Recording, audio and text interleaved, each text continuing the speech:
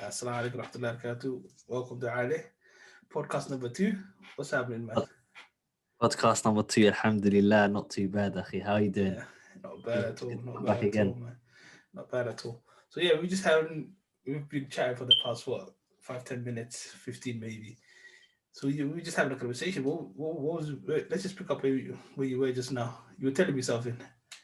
Uh, what the hell was I telling you? We was talking about ITs in it and how. Yeah, not there was like something you bring it up, and I said, hold on, let's start the podcast and then talk about this in the podcast. But that, inshallah, if that train left the station, machine, we handed it. Let's just start, inshallah. Talas. Yeah, I'll probably remember. We can yeah, start. we can do that offline afterwards. You can tell me, man. Yeah. Like, So inshallah, let's focus on your journey today, bismillah. my journey today, yeah. Yeah, Mashallah. man. Come through, bro. You've got things to tell people, mashallah. You've done a fair bit in your career so far in IT, man. Yeah. Hold on. Let's just give people some context on how we met. Yeah, and how we know each other. Yeah, let's do that. Yeah. So if you want to tell that story, you tell the story, and then I'll tell it from my point of view too. Go on. All right. So there's two ways we can go about this. I can tell you how I got started in IT and then how I met you. I think that might be better. Yeah. Let's just say how we met you first, and then you can go back and inshallah we talk more into how you started. So I was working as a IT support engineer at Hogarth at a media/marketing company, and basically at that time was at the basement. So when we was at the basement, I used to do a lot of IT support for the whole company, the CEO, the end users and stuff. And I remember creating an account, an AD account. For those who don't know what AD account is, in every new user that comes into the company, you need to create a email for them, basically, in terms. So I remember creating an account in December, I believe, called Hussein Muhammad, and I was like, Hussein Muhammad, mashallah, the only Somali guy who's coming at Hogarth at that point. I'm like, damn. So I was happy in it. So I said Hussein Muhammad, and then I started researching LinkedIn and stuff, but there's no picture. So I was like, bloody, is he Somali? Oh, is it? Did you actually find me on LinkedIn? I had to, but yeah. Did you clock out Somali? Based on the name, but I just it could have been an Arab, it could have been an Asian, but Hussein Muhammad is like 80% Somali in it. So I was very happy in that sense. And then basically, I believe that day I gave you a laptop, isn't it? And yes. I was like, Assalamu alaikum, how's it going? You're right. It's nice to see another Somali, inshallah. You told me what you was doing, how you're a DevOps engineer at that point. First radio with AWS and all that sort of stuff. So I was really intrigued, and I said, yo, bro, you need to teach me a lot of things that you can show me with that. But yeah, wallahi, he was that day we've become friends ever since, wallahi. Wallahi is a blessing. But then at that point, akhi, I remember he came down and said, yo, can you install this software for me, OBS? Do you remember that? Yes. I told you to give me the admin. And obviously I was a newbie at that time, so I was like, I might get fired if I do that, man. I'm not allowed. Because obviously the guy that I was working with said, no, you can't give admin credentials for knowing software. No. I don't know. What's you know what? But I was moving bare sugar, and Hussein's like, come on, bro, it's just give me your credentials, man. I'm not gonna break anything. And I said, because you're Somali, I'm gonna help you out, bro. Oh God, my credentials. Use my credentials for anything, yeah. I think at that point you made me local admin for the MacBook as well. Yeah, I was just installing my old thing. Wallahi, yeah. I remember. I think that's one of the requests that I came down for. That Bansi or someone had to authorize to say, I think it was Julian at that point to say, look, give him local admin on the thingy. I remember Steven and them guys were like, oh no, shut up, man, give me the admin, bro. But yeah, no, I remember the same thing. From my point of view, yeah, I remember when I was about to start, I did the same thing. I went on LinkedIn, I saw all of the people that were working for Hogarth. I don't think I come across you at that point, but I come across Ahmed. Yeah, I Yeah, saw yeah, Ahmed yeah. Farah, network engineer Hogarth. I was like, oh, no, mashallah, definitely a Somali. I saw his face, his picture was there. I was like, yo, this man is a Somali. If there's a Somali, this guy's a Somali. So I did him as a friend, and I just Mm, introduced myself. Assalamu alaikum, Hussein Mohammed, blah blah blah. I'm going to be starting at Hogarth come the beginning of January, December, January. I'm going to be starting because I think I was supposed to start in January, but because I wasn't getting any handover, I told them I'm just going to come in 2 days a week because I was at yeah. that point I was working part time for a pharmaceutical company. I told them I'm going to come in Yeah. 2 days a week, so if someone can give me any handover, because the guy that I was supposed to be taking on from, Julian, he was leaving the company end of December. The Oh other yeah. DevOps engineer, he already left. So if I was going to start in Jan, I was going to be in peak situation. So I just said, "No, you man are taking the mic. Get me in, man. Get And me in." wallahi, one thing about Hussein is so smart that I've learned to this day, yeah, is that bloody OBS software.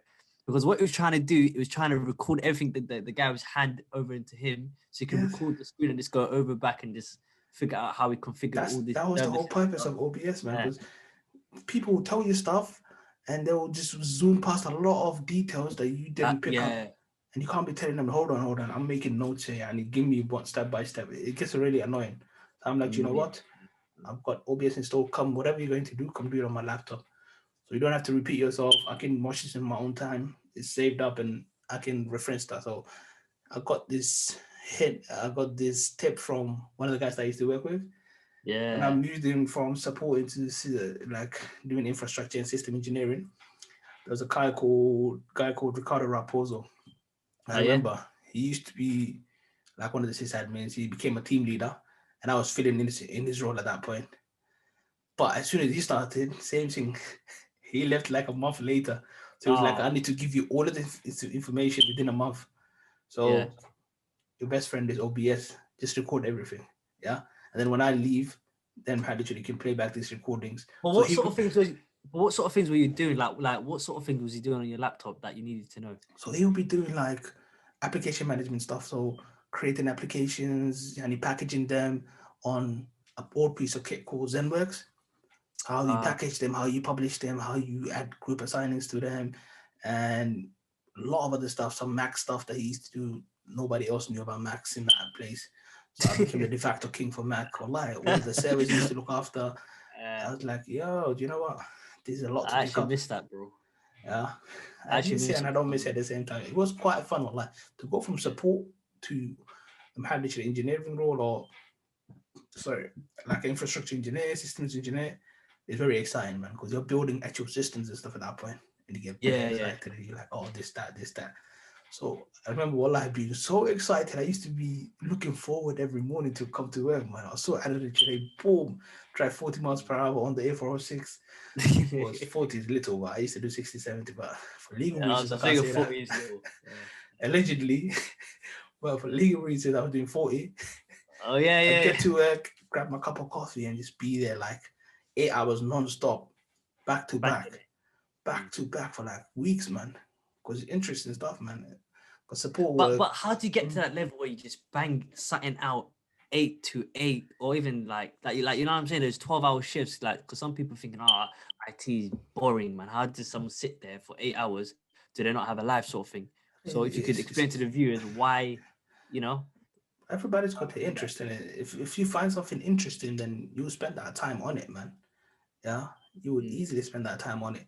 Yeah, But a like lot of people are now, interested in like business or whatever, yeah, or they'll spend 14, 15 hours doing their business. How many people that run, like, let's say online businesses, or they run their own physical stores and stuff, they put that right, work in because they know this is going to make them money in the long run, firstly. And then secondly is that they're really interested in that specific aspect of the business or whatever it is, like social media marketing. How do kids sit on social media and make monies from social yeah, media? wallahi, it's true. Yeah, Yeah, yeah. whoever is And interested in whatever, they spend that time on. The footballers play football and train for like 6, 7 hours a day, if that's even a thing. Yeah, but recovery, it you is. go, come back, recover, massage, eat, blah blah blah, go back for another session, watch film and whatnot. So everybody does their Yeah. thing in it. So IT is what I do, It's bro. the same thing, but it's just more interesting, isn't it? Yeah, for me it's interesting, man. I like really technical stuff and things of that nature. So I enjoy that, man. Someone might not. then they might not put that same amount of work. But if I'm like, oh, okay, I can build my own website. Oh, okay, I've written a piece of code and it's actually doing this. Okay, this is interesting. Yeah. Let me automate this thing. Oh, I've done that. Let me build some slightly more fancier version of what I just did. Oh, okay, and alhamdulillah, you're picking up a lot of skills at the same time. Exactly. Yeah. Actually, it's like building. But I'm guessing. I know we are going off topic right now, but yeah, a lot of people, I'm thinking at the back of their mind is like, okay, but you finish at work at 6 o'clock, and you're still sitting at the same place doing, Kubernetes, or you're doing AWS, or you're doing the systems that you're learning till about 11 at night or 12 at night, and you're going to go back to work the second day. What happened to work-life balance? Why did more work on the weekend surrounding work? What would you tell those people? Like, if you could explain it to them. It's a tricky one. Work-life balance happens once you're cushy and when you're comfortable in the position. Yeah. When you're trying to make it, there's no work-life balance at that point. When you're trying to make it, I'm outside now. I need to be inside that house or that palace or that building. Yeah. Once I'm inside, I'm like, oh, I'm inside now. I can take my foot off the pedal. I can put it in second for a little while, get some work-life balance going on. Yeah. And then alhamdulillah, when it comes time to move on, and you put it in fifth again, you go full pelt. There is a work-life balance. You can still do it. I'm not saying that you can't do it by just doing whatever you need to do and then have your life outside of work. Yeah. Each one to their own, innit? Like at the end of the day, everyone can spare a couple of hours a day to do whatever they're doing to pursue what they want to pursue. Yeah. But let's not go way further down that. But like I was saying, yeah, I hit up Ahmed. Ahmed didn't reply back at all. I was like, okay, that's a bit. He replied back, yeah, mashallah, that's good. Because usually what I like to do is every time I'm going to a company, I research them on LinkedIn, see if there's any Somalis, any Muslimin, add them, and then come and just chat with them and say, look, brother, I'm starting, blah, blah, blah. Is there any masajid, prayer rooms there? Some halal restaurants, talk to me, and come to me, bro. So Ahmed called back and said, yeah, mashallah, I'm here for you, but boom, nothing since that. So I told him, when I started, I said, I'm here, bro, let's link up. I think it was on holiday or something. Plus, he was just a busy man. So I remember when I saw you, I was like, mashallah, Somalis. Then I saw Abdul Kareem. I'm like, yeah, there's plenty of Somalis there, bro. Yeah. Like plenty of Somalis there, man. I'm gone. Mashallah, you guys were busy with your thing. Yeah, you guys were busy with your thing, alhamdulillah. I was doing my thing, and then mashallah, somehow, I remember you told me about that little prayer, because I used to go to the masjid and the boardroom.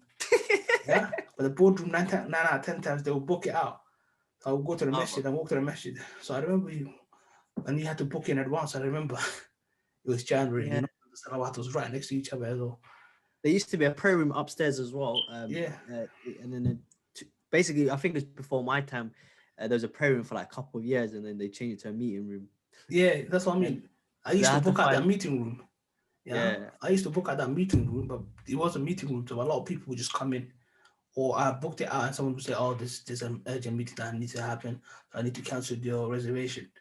So I was like, cool. Because I used to book it out. I remember Muhammad, from Digital, Muhammad Mia, he used to come. Oh, yeah. He used to know that I would book it out. So he would just turn up at that time. He's like, oh, mashallah. We just praise Allah. So when that happened, I remember you told me about the one downstairs. The basement. The basement. I was like, yo, this is alhamdulillah. You don't need to book anything out. I don't need to fight them. I don't need to work 10 minutes, because when you're new to a place, you don't want to be going out of the building multiple times a day, man. So I thought my thought is at the masjid. It's actually annoying. Yeah, it's actually annoying when you keep going like. I don't mind it though. When I'm cushed in a job, I'm going out plenty of times, man. Like afterwards, when you go cushed, how many times would you go to that little corner? Yeah, but that's fine. But the masjid is like 15 minutes, 20 minutes away, isn't it? I know, it's a bit of a bop. It's like literally 40, 45 minutes. So it's like 10, 15 minutes, 10, 15 minutes, half an hour minimum that you spend. Even though I liked it, but it's just like, do you know what I used to do at work as well, yeah? I used to go to the masjid for Maghrib, innit? Yeah, because I just liked going out to the masjid just for Maghrib. And then I would come back. No, sorry. I'll go, I'll pray Dhuhr and Asr downstairs in the basement. Yeah. And then I'll take my lunch. And then I'll come back. Yeah. Obviously, I can't wear the coat again, innit? I can't wear the coat again because people are going to be like, this guy keeps going out. شنطان بحي فمشاكل تقية. So what I do, bro, look at the sacrifice, أخي. I would wear my shirt, fam, and I'll go to the masjid at Maghrib, أخي. The handcuff, fam, just so that like they don't ask questions and you know, and all that sort of stuff. The guy at the time, bro, is sometimes they literally micromanage. Like, hey, mate, you've been up. That's what I mean. I hate that. No, But no. alhamdulillah, when you're not in support, usually people are watching you and like, They're because watching you've you. got team members like, oh, how come he's going out 10 times a day? Well, get lost, man. So alhamdulillah, I was in a position where I was just cushy. I remember when I got comfortable with the job, I used to go out regs, man. Remember, I used to just come upstairs to you and you'd be downstairs for half an hour, hours, bro, gone. Go to a little coffee shop around the corner, go to the coffee machine downstairs, have 3 coffees, 4 coffees a day, man. Go to the kitchen. يعني Hotel Chocolate, remember how many times we went there? Hotel Chocolate, لحب النقا قوان نونكاس. Them, man, we fed them. We single-handedly run that business, bro, for them. I'm telling you. And like basically, do you remember this time where like, I don't, for me, bro, every time I had a headache from work or whatever, bro, yeah, I used to come, Hussein, let's go. And your head is spinning as well. You're like, come, I need to go too. Yeah, oh man, Allah, I remember. Because I used to come in early. I used to come in for a good period of time. Yeah, I used to come out 8-ish. So I'll come, get my breakfast in. Before people even start turning up, I was spinning up things from like 8:15 to 8:20. I was there like banging stuff out. So people would walk in. And generally, people used to walk in late, 9:30. Some people would come in at 10. Yeah. I've already put in a couple of hours. So by 10 o'clock, 10:30, he used to come to me. I was like, yo, I'm spinning, man. 10:30, come, come talk to me. And boom, well, we used to go out. But alhamdulillah, it was good. So yeah, mashallah, that's how we met, man. And then, yeah, we just kept in touch this, man. So, yeah, well, I'm very... And you learned a lot as well, like during that time. That's what you mad passion. Yeah, mashallah. And then mashallah, we how do you find that the work from home compared to like being in the office? Because I don't know, I like being in the office, but I think there's a combination should be there as well, isn't it? Yeah, I would say the same thing, man. Because working from home and just exclusively can be a bit too much at times. Yeah. And working from office exclusively, it's just a no, bro. That's just a no. Yeah. So I would do probably 4 days from home and 1 day from office, just to get like changing scenery. You wouldn't do 3 days, 3 days, and then 2 days. Nah. Because it has to be 4-1. If it's more than... Wow, you're gonna be at home on the weekend too, though. I don't care, man. I don't have to take that long journey to the office. Actually, the fight that you have to go in the underground. You forgot. Look at the benefits. You can listen to podcasts. You can listen to a lecture on your way there and come back. You can still do that, man. You go for a walk, like you can talk a walk. Like I take walks and stuff. I can listen to podcasts. Then I go to the shop, like when I'm going to do the family weekly shop. I'm going for like a couple of hours. I'm listening to a podcast or do whatever.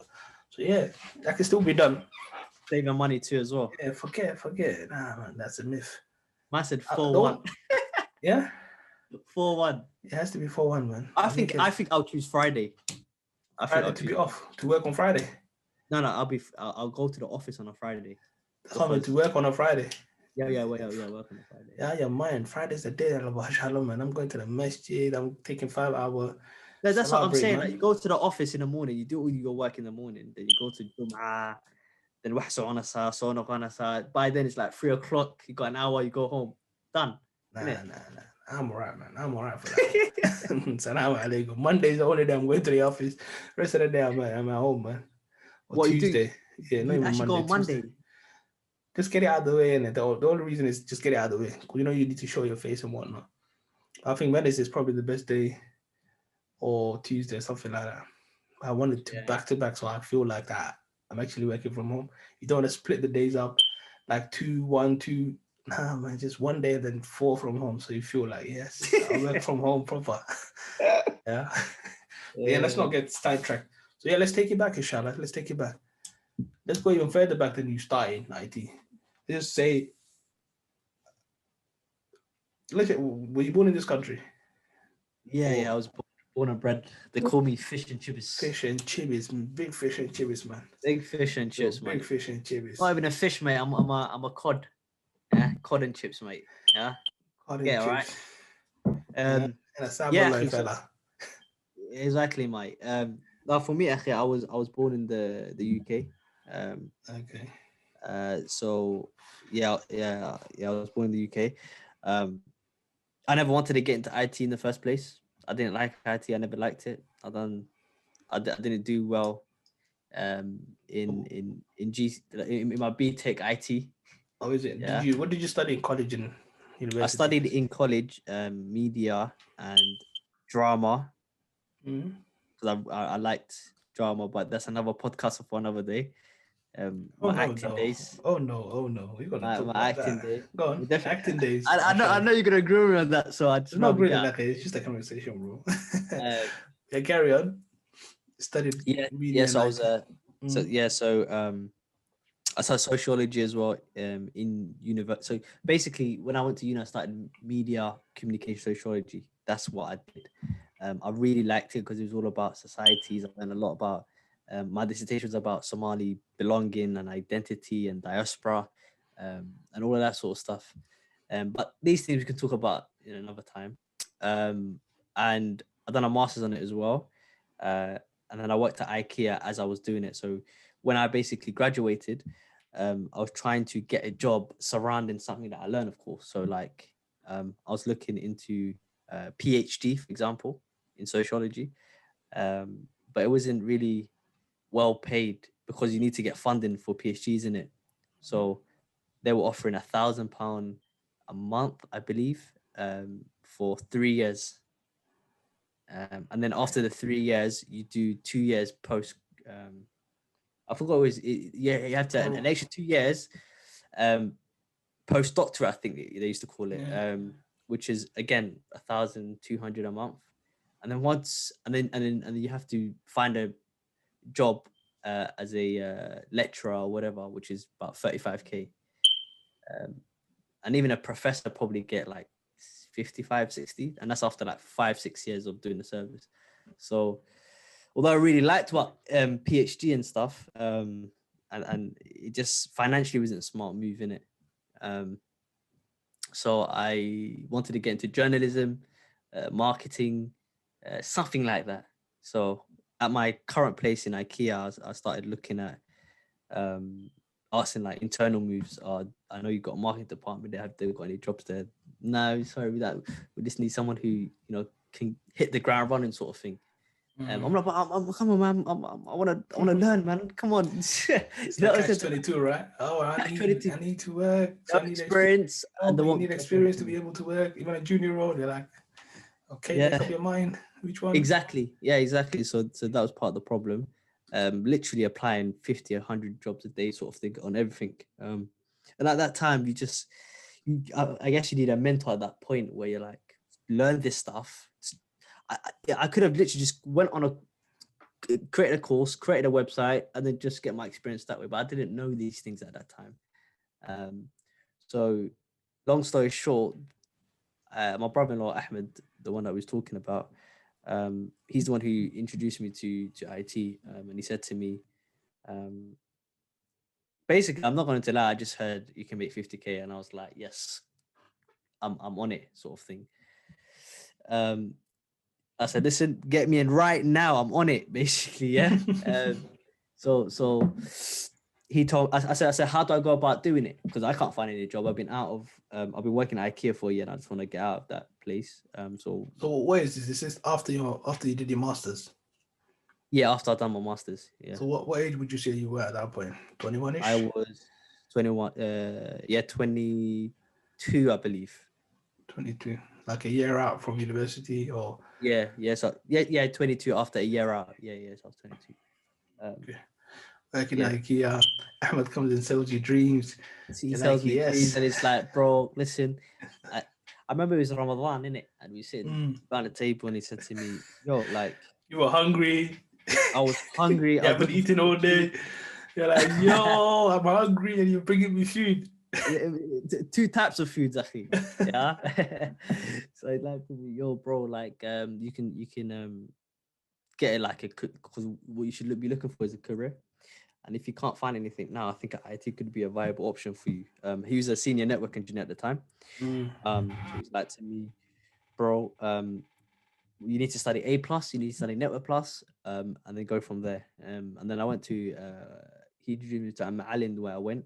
and I learned a month or 2 months with that Ma'alin, where he taught me the fundamentals of A plus and Nota plus, everything that I needed to know. Mm-hmm. And then what happened next was I started doing online courses. I was grinding night and day sort of thing, like 8 to 9 every day sort of thing. After work, I'm there. Weekends, I'm doing long hours. The passion was there, isn't it? Once I've done that, I still couldn't find jobs because I didn't know how to craft my CV. The technologies they were using, like Windows 10, Active Directory, Office 365 sort of thing. So I had to learn those skills myself, and then learn just connecting with people, finding new ways of getting jobs. And alhamdulillah, I got my first job in Hogarth. Um, but before Hogarth, actually, I worked for London Transport Museum that Ahmed got me in as a like a 1-2 days where I met this lady that wallahi really helped me. Her name's Alia. She helped me get into this to like she basically allowed me to volunteer at LTM just to get the basis of understanding of Active Directory, 365, that sort of stuff. So I owe her a lot as well, man. So which is good. What else is there? Yeah, and then I started my career there. And then from IT support, sorry, this is a bit long. So from IT support, um, after 6 months, I got promoted. I said, I know this stuff. I need to move on. Hussein was like, come on, bro, just move into sysad. I was like, move into sysad. I'm like, bro, I'm not ready, though. I'm not ready. What gun fam? Put your head forward. We're here in it, sort of thing. So I just moved into system admin. Started learning a ton there. Hussein and Ahmed helped me a lot on that. And then after that, I moved into Microsoft specialist now. So that's my story, Mashallah. Akhi. That's good. That's good. Just So tell the story because I think some people find it beneficial of how you move from support to sysad and what was yeah, the actual scenario around it. Because I remember specifically you going, oh no, no, no, this and that, and blah blah blah. Yeah, and how you actually hustled because it wasn't actually a role which was junior. And I remember I told you go speak to Stephen and see if they can try to get you into that role. And they made it specifically junior for you. Wasn't that yeah, right? yeah, Yeah. yeah, exactly. They So were trying to hire a senior system admin, and they were paying much more, obviously. But you were like, because you're already there, you had more of a chance of knowing all of the systems, firstly. And secondly, it would be an easier transition for someone that knows the culture of the company, has been working there, is known to that departments, all the different departments, to be able to just be upskilled in certain areas and yeah, become like a system admin. And then, alhamdulillah, from there, you can probably become a senior. I remember yeah, that specifically because one of my other friends applied for that role and they gave him the bid. yeah, I But he remember. came slightly late. Yeah. So I thought, well, alhamdulillah, he didn't get it. Why don't you get it? Yeah. Yeah, yeah, no, 100%. So, wallahi,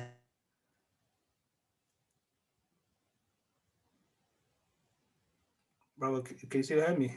I think Zoom is kind of cut off for me. No, I can't hear you. No. Now I can hear you. got maybe now. Yeah, I can hear you now. All right. As I was saying,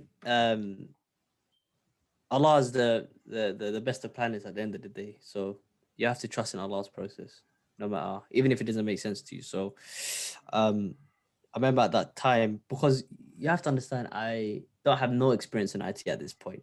Yeah. So I just have 6 months of what they're showing me and a bit of studying that I've done before. So first line, literally is first line, where you're just doing reset and password in Active Directory. You're doing boardroom AV support.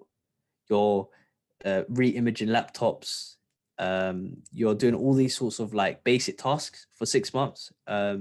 And then an opportunity opened up at sysadmin. Actually, it was actually open for like 2-3 years. They'll be looking for someone for like 2-3 years. They couldn't find anyone from the salary. Seriously? They were, yeah, Wow. yeah. That's why I told you this, no? 2, 3 Yeah, years. I didn't know it was that the long. Because I wrong remember role. it was up on the website for like when I looked at it and I told my friend to apply for it, it was like 7 months or 8 months at that point. Yeah, It yeah. was No, up. that specific role was up for like 2 years, 2 or 3 years. Damn. There was two. There was two. The first one Roland took, and then both of them were up for like 2 years, and then Roland took that one, and then Junior one. the junior. Yeah, because both of them were senior system admins they were looking for. Both How of is them. it? Yeah, both of them were senior system ads. Oh, But the money they were paying and the skills that they wanted wasn't yeah. compatible. So I wanted that job. I looked at the job spec. I was like, they want me to deploy this, do this, do this. I don't even know how to deploy Active Directory. I just know how to maintain it. I know how to, create users and disable users, the basic administration. So I was really skeptical at that point. So I was like, Hussein and Ahmed, yo, bro, like this is way over my head. I don't even know IP addresses. I don't even know like the fundamentals of stuff. And he's like, when you go in there, you actually learn the job, and what you do, you take courses that will just basically uplift you, basically. And that's exactly what happened. So when I went to Steve, I was like, Steve, like, how's it going? I'm passionate. I'm this, I'm that. And then he said to me, if you pass the technical interview, then we can talk. I'm like, all right. Do you have any tips? Then he's like, well, I'm gonna ask you questions about PowerShell storage and that. And I was like, well, what do you mean storage? What do you mean storage? I don't even know what is storage. Did he ask you the MTU question? Huh? MTU black hole. Yeah. What is MTU black hole? For a junior role, the guy had lost his mind to be asking you that question. The guy asked me lost his mind. about, he asked me, what did he ask me? He asked me, basically he gave me this 2-page script about Windows Update. Yeah, it's like, can you tell me what this is doing in depth? Huh? What? In PowerShell script, I'm like, what the hell is this? And the process I'm telling you this is because I want to really tell the person who don't know anything about IT, they can actually do it. Yeah, look, you got the job. So when I advise people, when you advise people to say, look, go for the interview, do the interview, even if it's way above your head, you don't know what lies decreed for you. Yeah. But you Exactly. haven't, you shouldn't be limiting yourself to go, oh, I'm not gonna go into that role because I don't think I can get the job. Well, exactly. You're not gonna get the job because you haven't gone. You miss 100% of the shots that you don't take. Oh, Make sure you take 100% of the shots, so you leave it in yeah. other people's hands for them to deny you that chance. Yeah, don't stop it at the first hurdle. The first hurdle is you, man. If you can go, do you know what? I don't care. I'm waiting for that CTO position. You've never done IT in your life. Wallahi, this is what I'm saying. And the thing Someone is, can go, do you know what? Become the CTO. Yeah. They're like, oh, okay.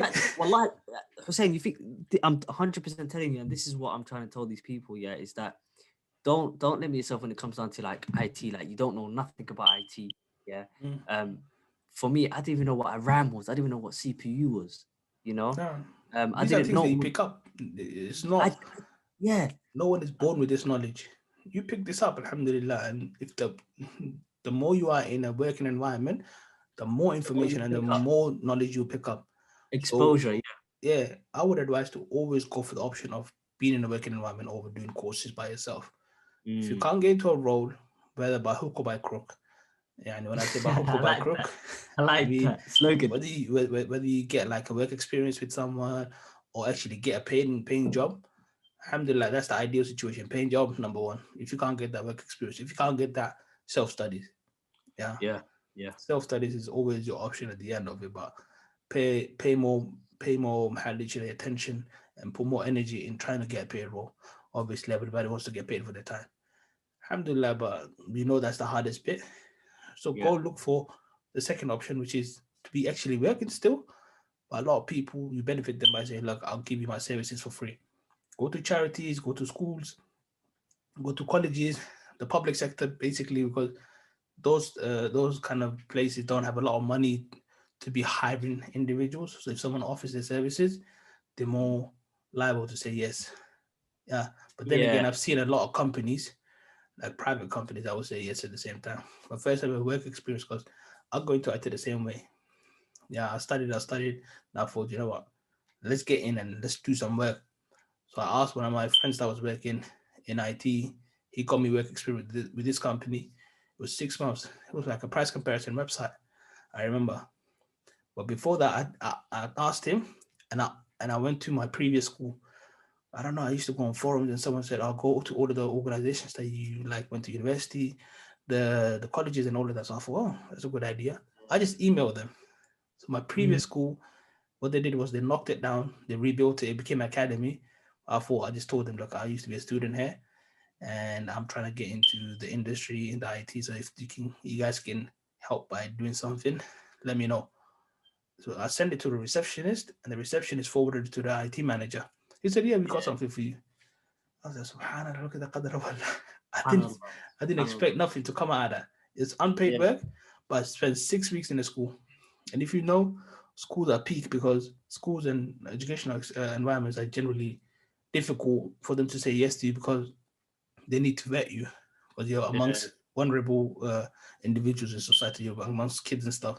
So they need to do like a lot of vetting on you where they need to see that you're actually not a person that's got obviously cases against him, anything of that. I don't want to mention it, but basically you need to be criminally, your criminal history needs to be checked basically.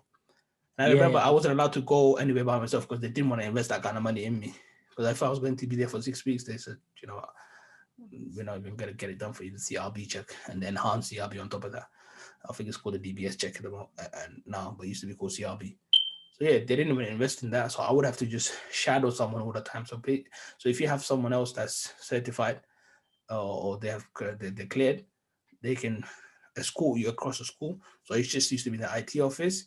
If a student comes to the door and I'm by myself, I'll be like, "Sorry, but come back in a few minutes. You're not allowed to come into the room." I had to because they told me so. But alhamdulillah, I'll But be I'll be shadowing people. Picked up a lot and didn't pick up a lot at the same time. You don't really they don't let you intermingle with a lot of the systems because they know that you're just doing work experience. But alhamdulillah, that goes as a point in your CV. So you say this is a Mm. reference, and another 6 weeks with the other company is a reference. Alhamdulillah, I got my first job like that. So yeah, like just like you did with the LTM, Mm. you have to show something on your CV. It's easier for someone to recruit you at that point to say, okay, actually, if I tell him to go to the server room, he's not gonna say, what's a server room? Yeah, you need to get the thing is Terminologies just and to get stuff. exposure, yeah, and just get It's just a it, bias of people, right? Now, yeah, if and like someone, if you are a hiring manager, put yourself in their position. If you had a choice of hiring someone that knows what they're doing, or well, is can can blag it, yeah, or someone that says, "Do you know what, I've got the potential, but I'm completely green. I don't know my left from my right. Give me the yeah, opportunity." The lazy people amongst us will go, "Do you know what, let's give it to this guy," even though the choice might not be the right one. But you'll be like, "Do you know what, I don't want to do any work. You come here because you black me.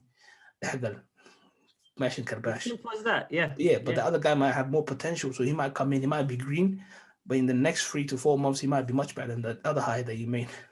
But mm, some people have had the experience that they will get someone that's green and they haven't got the potential to pick it up in that amount of time. And they've got burnt a few times. They said, "You know what, stick with the things that you know." no, So it it's happens true. a lot, man. So alhamdulillah, some people will take a risk at you and some people won't. They won't, yeah, and I realized a lot of managers, like what they do is, because they've got a lot of experience with hiring entry level people, yeah, so they will.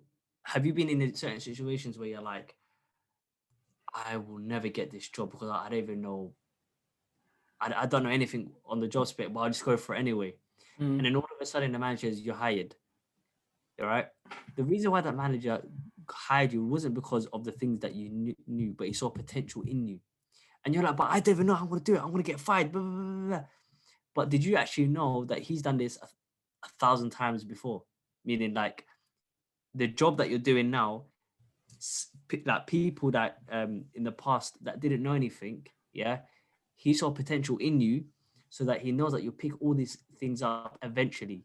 He's got a yeah. structured training program for you to get. Even though you didn't even believe in yourself, he believed in you because he's done this so many times and he's seen the fruits. Because he knows the reality of what the role is. Yeah. Yeah. It's, Even though you don't know how, yeah. even if you believe that, you won't be successful in it, but he Yeah. knows you will because he's done it so many times. True.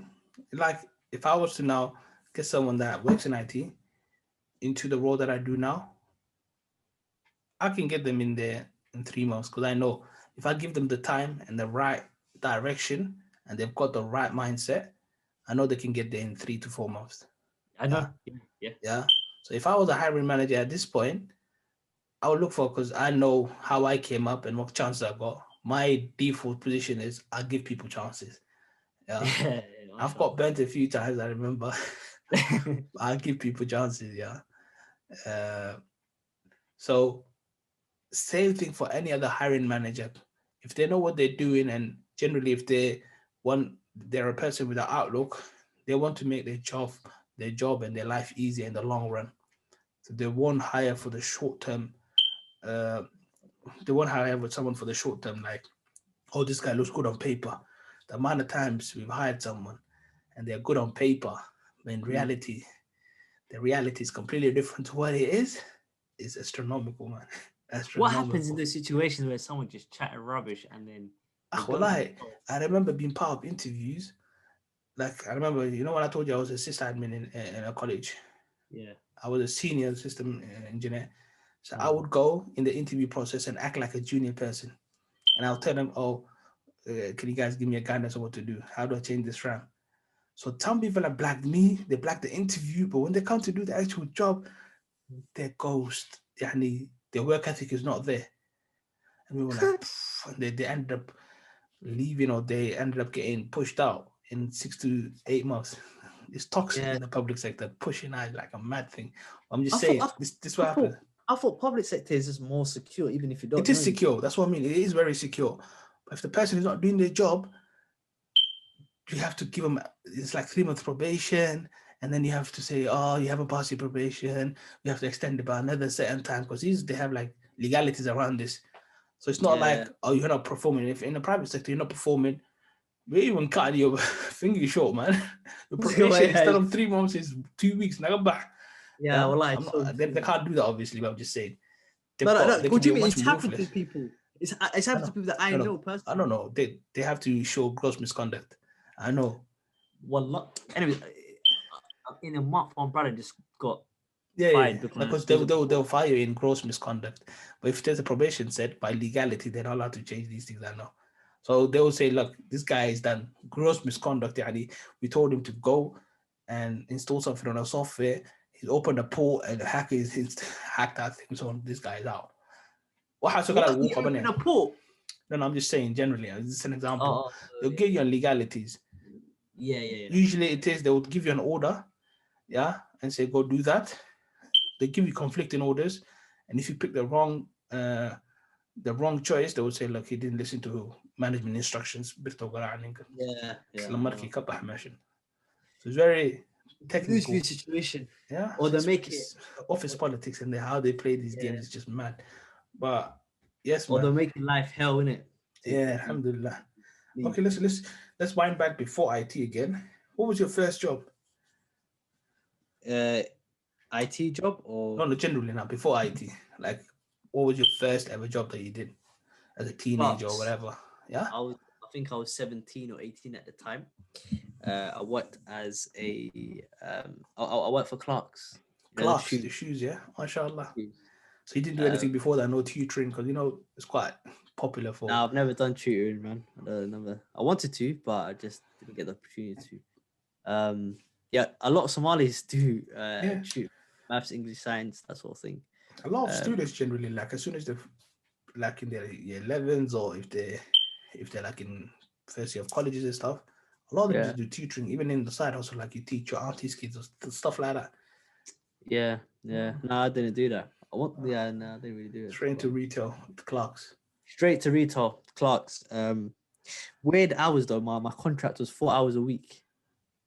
Yeah, it's the same, man. uh, £4 an hour, that sort of thing. Uh, Very micromanagement. They had like you're why are you standing around? What do you mean why yeah. I'm standing around? Well, if a customer came in, right? What would they think? Why do I care what they think? What do you mean, what I'm do they think? standing, I'm greeting them, yeah. Yeah. What do you want me to do? She said, just keep touching the shoe. The shoe's nice. The shoe's good. I polished it nice, no problem. Yeah, Keep but do touching the something. shoe. Act busy. Should I kiss the shoe then? Yeah. Wow, I've never actually, yeah. What would you do in that situation? It's empty Bro, I went to store, the toilet. shoes there. I went to the. I remember actually. Yeah, there's one point where I stretched the shop floor and I'm like, oh. She came to me. She ran to me, bro. Hannah, her face red, everything in it. Yeah, I don't like it. Duale, what did you just do? What did I do? I was talking to this customer. No. Before that, what did you do? I stretched. Do you see the problem with that? What problem? The problem is that you've got a problem with it. If there's customers coming down, if I was a customer and I walked in and I saw you do that, I would walk straight back out. And what would happen? Clarks would lose money. For what? For me stretching? Did I pick my nose or something? Yeah. So it was very micromanaged at those times as well, innit?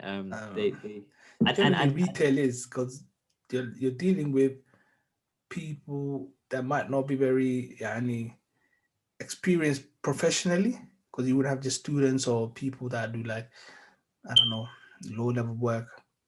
So people get extra handsy with these guys, man.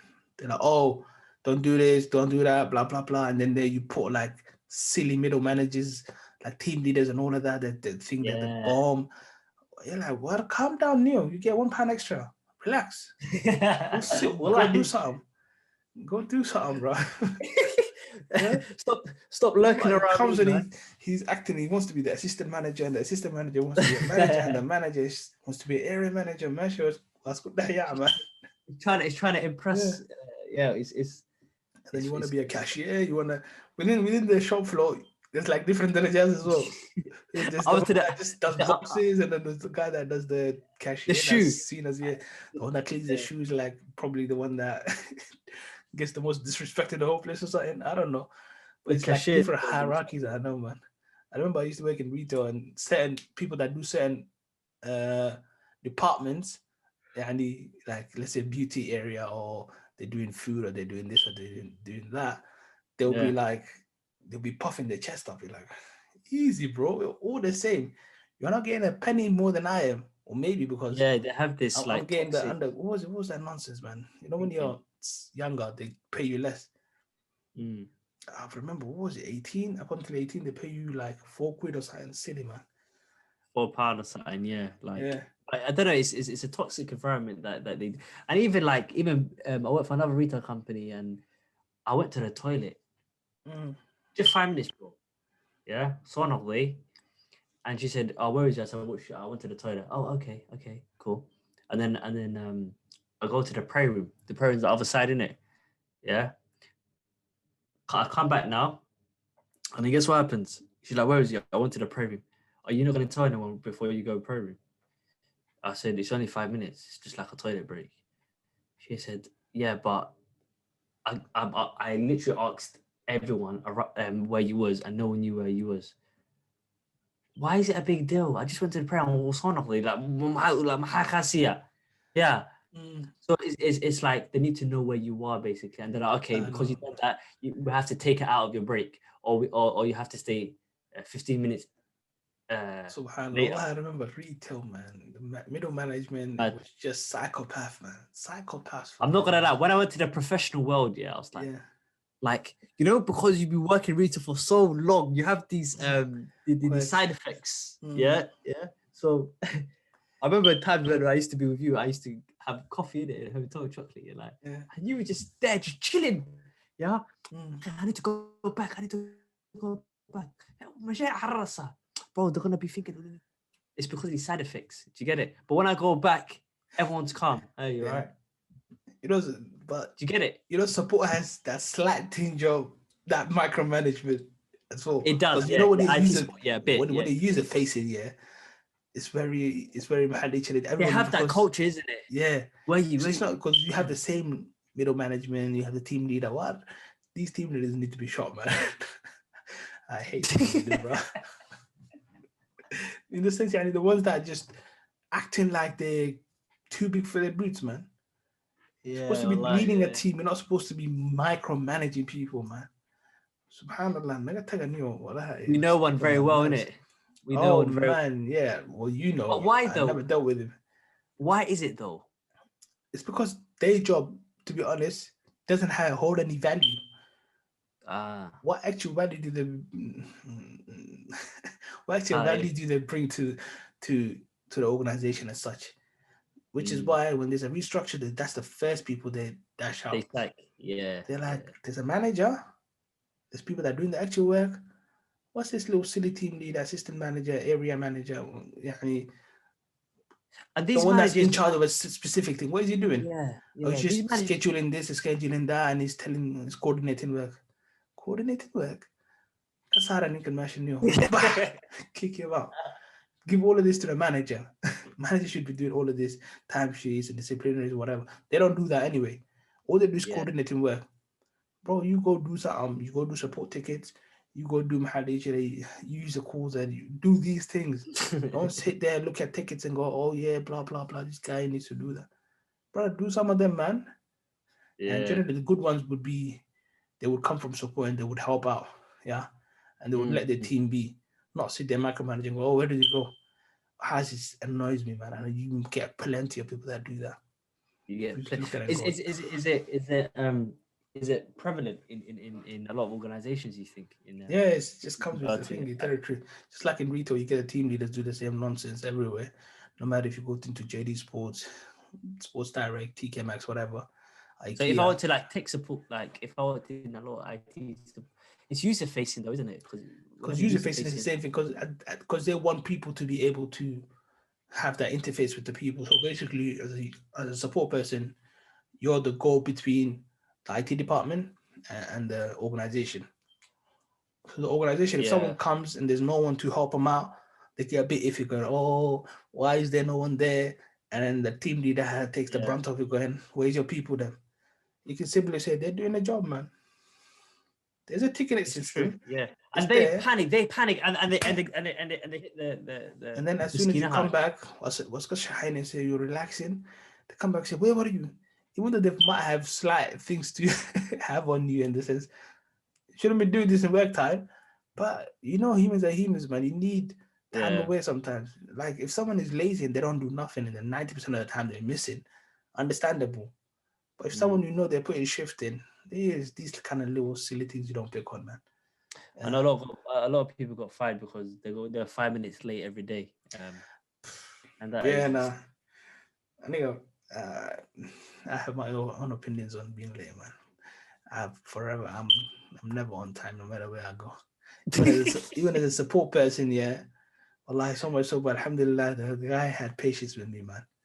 Even as a support person, everybody else would be there like 8:45 before the college opens, and you do your thing.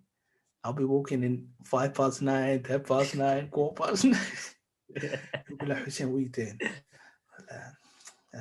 But he knew I would put a shift in. Yeah. yeah, So he yeah, wouldn't, he'll be like, come on, man. Don't give me a reason for me to be talking to you. Yeah. You don't give me a people reason, the other people reason for them to complain about you to me. But they would never because their mm, things will get dealt with. So I would be in charge of a whole campus. So I'll be the only IT support there. So they yeah. will know everybody in the college would not be my friend, would know me by first name basis. So Hussein, I need this, boom, boom, boom. Everything is dealt remotely. Whatever you need to get done gets done immediately. But part of that means that I have my little quirks now. I come 15 minutes late. I'm gonna go a little shot here and there. So you need to allow that. If you want to get Like exemplary service, you need to allow a couple of things, but everybody has little faults, man. So alhamdulillah, he everyone allowed me. everyone needs to know, man. That time at Hogarth, like me and Hussein had so much shahi shirko, man. That Oh was. man. I'm From telling you, when you're working in tech and IT, and don't get put off by it at all, is that you're drinking shah more than you're doing work. Yeah, oh man. So you're much of that. literally You drinking know the shah Shah culture, I actually started in the because of job IT, innit? just before Hogarth. Yeah, I don't drink Shah. When I'm at home, yeah, I rarely drink Shah, man. Now that I Mm. have now because I'm trying to be more officey Well, and you work have it from now, home. innit? A lot, innit? That's what I'm Yeah, I have saying. it now, but Wah, man, kulul this ubahan tayo. I don't need it. Like Yeah, yeah, yeah. I'll be like, you know, when you have your quirks of work and you're doing certain rituals that you have around 4 o'clock or and you're like, I need to do something. You go make yourself a cup of tea or something. Wallahi, I remember. Hussein, no. This is my problem. I don't know what it is. I never used to have shah ever. Even I do not like it. I do not need it. It's not waking me up. There's no joy. You don't do nothing. I'm on a call. Yeah. I'm gonna get some coffee. It's part of the culture. Everybody else is doing that. I'm gonna get a coffee. I'm go going for a break. downstairs. I just need wahkulul bahana and just like, you know what I'm saying. It's and also I think it's because when I was in Hogarth, I had to just like I wanted to get away from the seat. Do you get it? Yeah, no, that's what I mean. It's a lot of it is just because you want to get out. You see, and I remember like this. You know, I used to work in this pharmaceutical company just before Hogarth. Their culture was they had tea breaks like regulated. So as soon as you come in, 9 o'clock, all right, tea break, and you collect everybody's mugs. So I'm like, I've never seen that before. Yeah, these are yeah. Down in Hertfordshire, bro. Cups, da. I was like, what is going on? And the first time I went there, I'm like, here's my cup of tea, cup of coffee. There, some watery white coffee, bro. You know the water and just 2 dabs of milk in there and leave the tea bag in there. You're like, brother, what are you doing, man? I don't do that. And I was like, well, like that culture was mad. And then I heard about other cultures. I heard about other cultures as well. Yeah. I haven't seen in IT because I haven't seen this issue in IT. I've seen it in other professions where someone will say, "Hey, you want a cup of coffee, cup of tea?" You're like, "Yes, please," and they make it for you. 2 sugars, yes. Oh, should we get an IT? Yeah, because you have that. It's when your whole team sits in one place and it's like a camaraderie. So you're like, who's making the cup of tea today? It's David's turn. It's Paul's turn. It's exactly. It's Hussein's turn. So sometimes I just go. I'm having a cup of coffee. Okay, but if you go to the kitchen and you make your own tea, you come back here. Why is it in other professions that maybe happens in IT, but you make your own tea, you come back. People get offended by that. Why? I don't know. I get offended. You told me, bro. They're saying, "Oh, you were already doing it. How come you didn't?" Allah, my brain can't compute. They have a reason. Allah, I know what it is, but it's what it is. Because they made you shahad the other day, yeah. They expect you. Obviously, you can make it for them next time, no problem. Yeah. Say if you just wanted to go to the kitchen, make your own shah, come back. Yeah. Apparently, I heard a lot of stories. Yeah, where the girl would tell the guy, he's selfish. We do this for him. He don't. Shah manos all over shahak. Allah. Do you know why? It's like housewives, man, working at work. We come here to do a thing, man. So you get like all of these people acting they become too homely. I don't know how to say that word. Is it homely or homey? It's not homely. Yeah, they make it like when you're at home, yeah, you're going to make a cup of tea, you ask your wife or you ask your mom or your brothers and sisters, yeah, shahraba, yeah, kudara, yani. Someone will say, I need this and that. So they want that kind of environment. Bro, it's professional. I don't know you from Jack. I don't want to know you on top of that. I'm gonna take what has. Don't want to be making a cup of tea. But if it keeps the peace in the office, if they're already doing that, I don't mind it. I'm not going to initiate this practice. But if it's already there, I don't want to come and disrupt it. Every time you go to the kitchen, like you don't want to keep making people shah. Yeah. You want to make your own shah sometime. I know. Well, people will be like, "Oh, I like the way you make tea." I look at them and go, "Bruh." Yeah, I know. If you knew what I'm feeling right now, you wouldn't be saying, "Jack, get out of here, I know you make Somali shah with bare ginger has. They won't like it. Like a horrible tea. That's what I mean. They have like the way, because I learn how people like their tea. They'll be like, I don't want my tea bag in there. They want lots of milk in there. They don't want lots of milk in there. So some people was just water, tiny bit of tea bag in there, and no sugar. You're like, what is going on? BS Camneo. What are you doing with this? Somalis be like creamy, really sweet tea. I actually remember when I was at LTM, wallahi, that was my favorite place to be. That was the best team, the best manager. Ali was one of the best managers. We need to invite in the whole podcast one day. But what happened was, every day she'll bring or I'll bring or one of the team will bring like bare snacks from Tesco. And she used to make this nice tea. And every day is like a tea, like you had coffee, you have cookies, you have all of these sorts of things. I think I've never worked for an organization since that had that luxury where it's closely knit. You know what I'm saying? And also, and only supporting two sites, like two sites only, 200 people. That's it.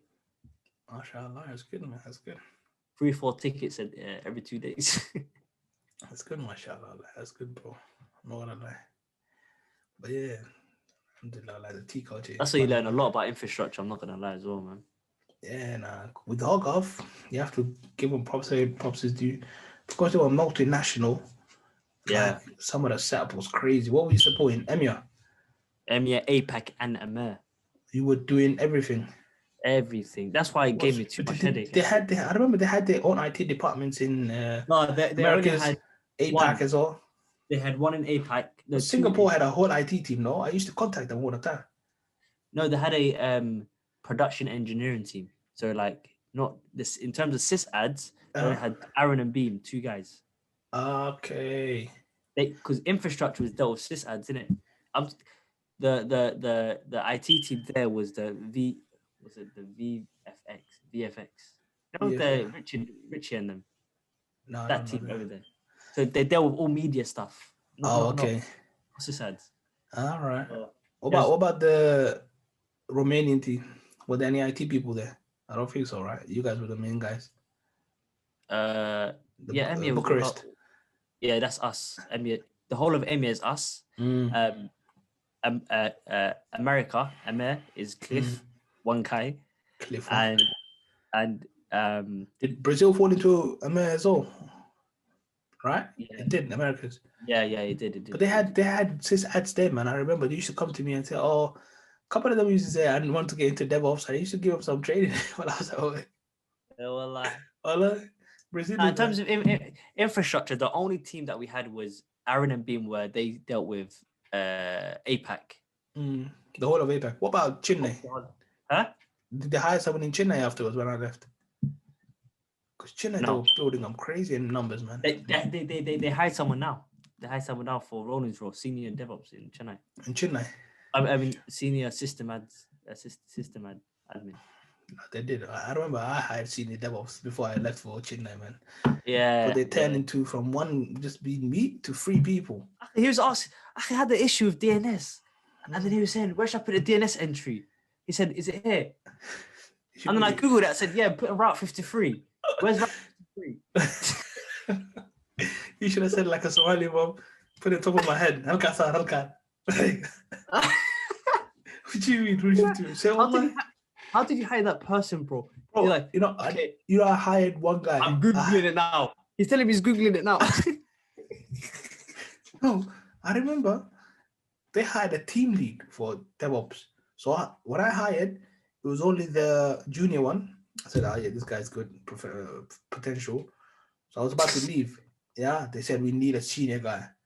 I said there was another guy that sounded okay, but I wouldn't hire him. They said we just need to hire someone. They put pressure. I said just hire him, and I don't care. I'm gone, so hire that guy. Do you think there's a lot of pressure on that guy now, or do you think it's like a chill job for him? Now there's 3 of them now, man. I don't know, Karbash. I told you, and it actually contacted me. I know. Last year sometime?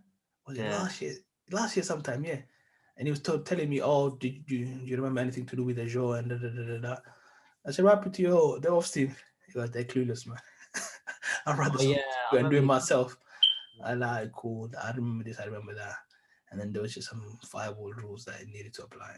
Yeah. He's a developer, isn't he? He doesn't know much about DevOps, right? No, he doesn't. He's a developer through and through. So he doesn't know a lot about, but he's very clued, mashallah. He's the head of digital. Smart guy, now, I know. Yeah. He's very nice. One of the nicest guys I met. Wallah. I know, Allah. He's a very nice guy, man, actually. Yeah, Scottish, man. Well, we used to go for lunch, man. I used to like him. He used to tell me nice stories. I used to, and he told me, like, I think the second day I met him, he was all £500 a day. Yeah, he was on 5. Why are you taking a permanent job then? He said, it's good. I at 35 was kicking in and stuff, innit? And I think they gave him a good deal in the sense he asked for because he was negotiating the whole time I was there. They were trying to make him go perm. Yeah. And then just before I left, he pulled me aside and said, you know what? I'm the new head of digital. I've accepted the role because we've been going back and forth for 6 months trying to sort out a deal. Yeah, like, mashallah, that's good. Well, What I sort want, of deal? Big deal, good deal. Then I'm guessing. yeah, maybe 6 figures. Allah alam, mumkin. But they needed him, man. They needed him, so they couldn't let him go. As a contractor, they were letting go of a lot of the contractors, but him, they can't let go of him, They bro. couldn't, innit? He Yeah. was holding down. As a contractor, they were sending him, instead of all of the permanent team, they were sending him for Nestle projects to go bid work with Mohammed and them guys. Remember? Oh yeah, yeah, He was yeah, yeah. going there. I'm like, you're paying for a contractor to be doing all of this. I didn't realize that there's things in the background. Yeah, he used to And go to those countries and do they went to presentations. Barcelona. They did presentation for Nestle. I think they won that project. It's like two Yeah. 2 million or something. Some crazy number. What project is you? What presentation is a developer doing? Akhi? This is what I don't No, because understand. they would basically companies would do a tender. So they say we need such and such done. Yeah. So they would have Ah, like a. So I remember they were going for Purina something. Forget what it was. The pet food or something like that across the whole of the world. Usually oh, you get like a section of the world. So local, like Europe, you get a Spanish website, you get the British website or whatever it is. Yeah. Vertex would have their own projects. So they had all of these different people working in all these different teams. So they mm, would say, we need to do a complete revamp. So we need all of these functionality. And then you come in and say, okay, we're going to give you this solution. We're going to put it on Drupal. We're going to give you this, give them some mock thingy designs, and then we showcase like we've done this, so we can get all the information from Mesh and then we put it in there and it can be displayed like that and we can attach the system to that. proof of concept, isn't it? Yeah, so they come with this whole production and they had like, because they knew what they required and they were already in there, they had some information on how to do this presentation. Mm. So winning work is quite an art, man. You have to be like the way you bid, the kind of information you put in their lives. It's quite an art, man. I have to say. So, alhamdulillah, I remember them going Yeah. there, and then those crises in America. America lost they were about to lose the Nestle contract, and then he went and saving that. Him and Muhammad were like buddies, bro. I remember. MashaAllah, they were good, man. Him and Muhammad, they Yeah. both got promoted. Muhammad became Muhammad, like what does he do again? he was a project manager. Then he became I remember he started off as a project before me. Yeah. But then when I was there, he was a project. What was he? Program manager. So he's looking after all of the Nestle sites. So there was Nestle. Yeah. I think there was beauty, water, and something else. But he wasn't a developer, was he? No, he was a project manager. So he was looking after the project. So he's the one in charge of all of the delivery. So he had all of the project managers working for him, and Yeah. most of the project managers manage the projects. So they indirectly manage all of the developers as well. Yeah. So But he see, that's kind what I of said. There's a lot of opportunity in IT, innit? there is When people, mashallah. He wasn't technical at all, but he must be making bank. And then when I left, they made him the program director. I remember he yeah, told me that as well. Pulled me aside one day and he told me, I was like, mashallah, man. I think he's head of. I don't know. He's head of digital Became a again. program director. No, the head of digital was Ashley. He became a program director. I think there's two. I don't know, something like that. He's, I think, just a bit lower than Ashley. Bro, I have to say, they'll be on two different. Basically, they will be on two different scales. They'll be in two different swim lanes. Just like Bampsy and Bansi and Nah, Hogarth is a confusing place, man. Or Malwalen, but they put respect on your I name. remember you said, Akhi, I think it's the first time I met you. I've never met people of director of this, and I only managed two people. Do you remember that? Yeah, everybody's a director. I look at him, who's the director of this? Who's the director of that? Who's the director of this? Who's the manager of this? Who's this manager of that? What's going on, bro? You come here, you're looking at director at the board level. Yeah. You'll never see them. What are you doing in the office sitting with me, man? I'll go back mention. Yeah. But when you go there, you realize like, oh, so these guys are like the head of departments, directors, okay. Normal managers are like people that do they clean the floor and managers. I remember when I started there, do you know what they introduced me as? I remember I came in, I told her, look, I'm junior in this role, I'm here to learn DevOps and blah, blah, blah. And even I think at that point, my title was junior DevOps. Yeah, it's another crazy story how I went from senior infrastructure engineer to junior DevOps. But Well, we need to yeah, talk about that, man. yeah. But, But yeah, I remember as soon as I started, Bansi came. She called all the team together, said, "Hi guys, I'm gonna make a new introduction. We've got a new starter, Hussein. He's the DevOps manager." In my mind, yeah, I'm still thinking in the old organizations, I'm a manager? What is this woman setting me up for, bro? I said, I don't even know DevOps that much because in reality, I knew everything, but in my mind, because I just started, I know what the reality of the role is. yeah, yeah. I'm here to learn, but this woman is, This is your first start in DevOps, isn't it? yeah, yeah. And you're So a DevOps manager. well, she's introducing me as a DevOps manager. Look at I that. remember Yeah. going to Ashley and saying, "Yo, Bansi, man, literally, she introduced me as a DevOps manager, but my job title is junior DevOps." I'm a bit flustered. I told him, I don't know if I'm expected to do things. He just said, "I don't worry about it, man. Just take it easy. If it gets overwhelmed, she's very helpful. Just go to her and speak to her, and we'll be helping you as well." I said, Alhamdulillah. I remember I Yeah. used to go to him, man. We used to have heart to heart, man. We used to go He's a eat. good We used to guy, go to man. China. Wallahi, he's Yeah, a it good guy. was a good man. As a contractor, Allah, it was a contractor junior to get a bad rap. But mashallah, we were good, man. As a team there, we used to go. I used to like that company, man. Hogaf was nice, so long as I they used to paid well. like it as well, man. I think when I was in support, that's when I loved it. I loved it when Yeah. I was support because that's when I was interacting with everyone, doing all this sort of stuff. But when I was in infrastructure, which was good as well, but the work was way too much. There was way too much work and pay was terrible, man. Yeah, I'm But telling you. boy, did I like it, man. Lie but Shalga, there's flexibility, work from No, do you know what home. it is? It's the whole office environment. It's Yeah. the Bahasa, Central Because London. you That's had the other mad side. projects to work on, man. Especially from Yeah. my side in digital. We had crazy projects to work on. I was like, Yeah. yes. I was out gunning bare things, man. Would you? What? I'm just thinking. Would you have stayed there if, like, compared to like, why do you think Ashley and Mohammed are, still there and stuff, like compared to you staying there? Because they were, to be honest, they were involved in big boy things for that organization. Yeah. Yeah, yeah, it's true. Because they were working on the biggest projects that the company had on Yeah, Hogaf from digital point of view. And where else can you say that I was part of the people that built Nestle's website? So people, if you go to Nestle Purina now or Nestle Pure Life or whatever, that whole thing that you see, it's been built by these guys in house. They used to build yeah, like custom modules for Drupal and this and that.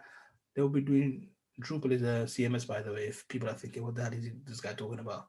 Drupal, Drupal, Google it. So it's a custom CMS that's based on PHP. So they'll be building like custom modules, custom functionality. They'll get this somehow embedded. They'll be talking to Drupal. They have DrupalCon. Everybody has like a conference. So DrupalCon, they will be presenting the solutions that they provided. So they're doing alhamdulillah good for themselves, man. As a yeah, Drupal shop, Hogwarts probably one of the best out there. Yeah. yeah. They were pushing the boundaries with a lot of stuff, I remember. It's just You learn a ton there, isn't it? I learned a ton, man. I'm not gonna lie. I enjoyed my time there, man. Wash I hate you. Outside of that time, my head was absolutely hot. Remember, I used to say the guy could love it. I Remember every time you come to me and I'm just got my headphones on, just kind of be like this, you come and like take my Yeah, headphones on and say, well, talk to me, man. I've been looking at yeah. the screen I for too remember long. there's one point I came to you, yeah, and you was on YouTube watching something, and then like, "Akhi, you ain't doing no work." It's Akhi, if I don't watch this thing right now, my head's gonna explode. Yeah, I remember was watching. So I used to take breaks online. Because imagine your full pelt. I was going full pelt for maybe 5 to 6 hours a day. Yeah. Yeah, And I came down to 4 to 5 hours. And then afterwards, because generally, whenever you're working, you're not going full pelt. You're yeah. doing 80%, 50%, 40%, 60, 80. And then you Oh, take breaks, you're talking to people.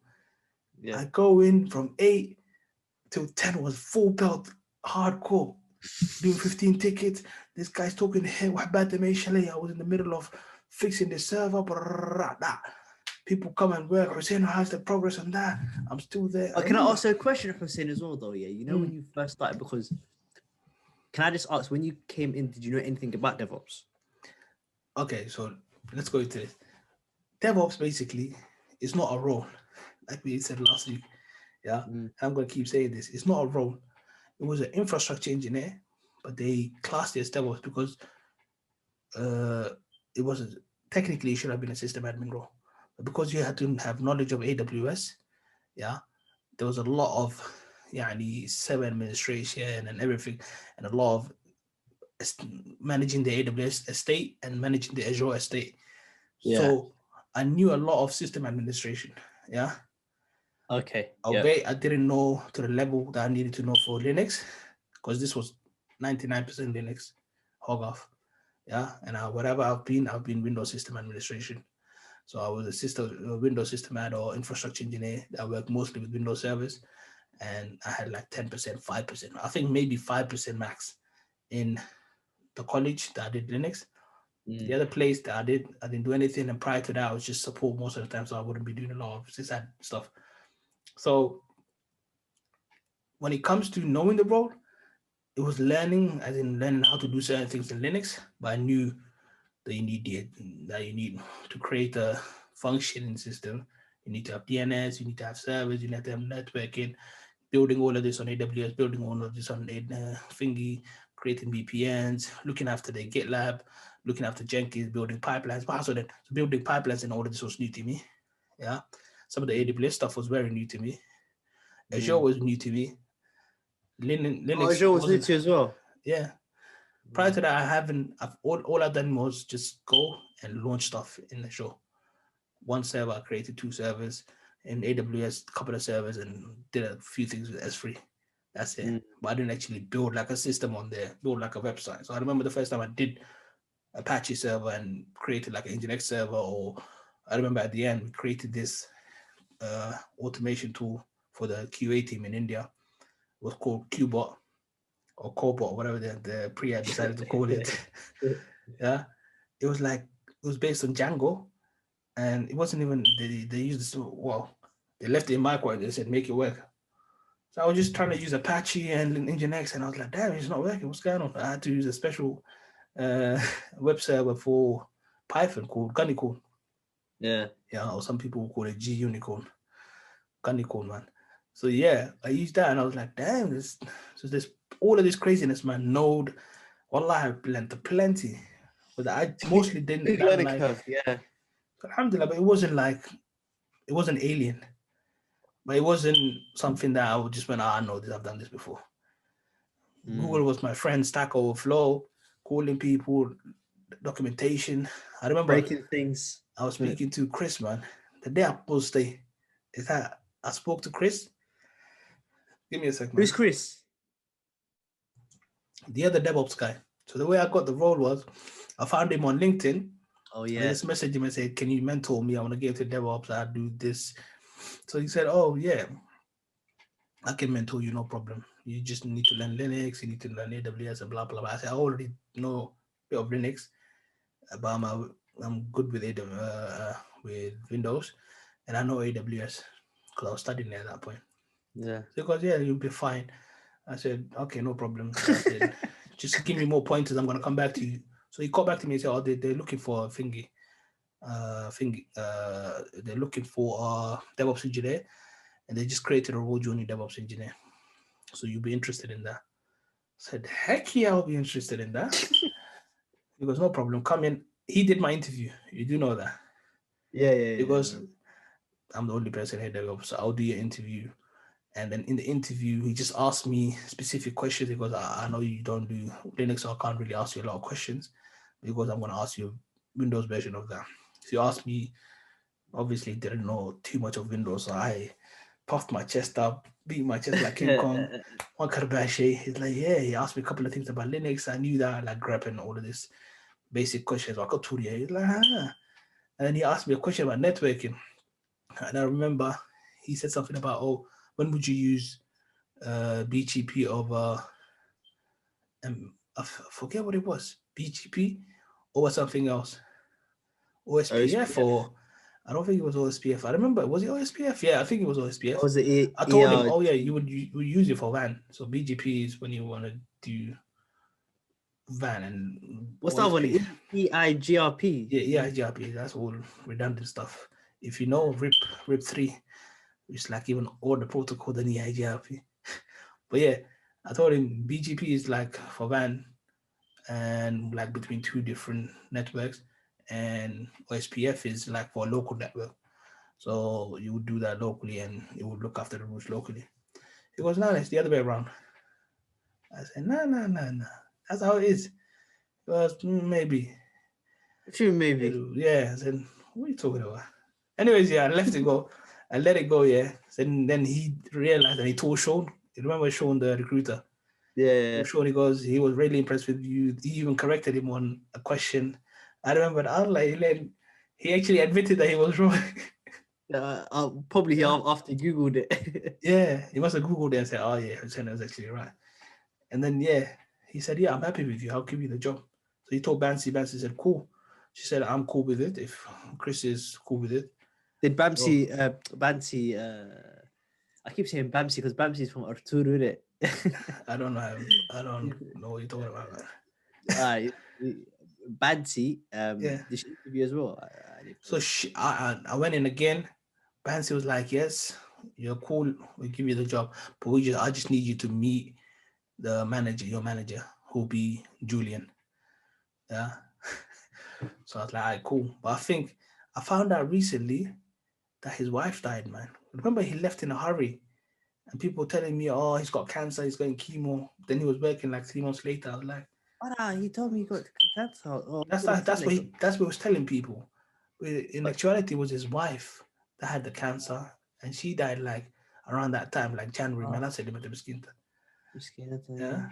So And he went for another job after a year later, innit? Yeah, because I remember he said, I'm leaving, I need to do chemo and blah, blah, cancer. But weird because obviously I didn't know him like that. So he didn't tell me his personal matters. Yeah.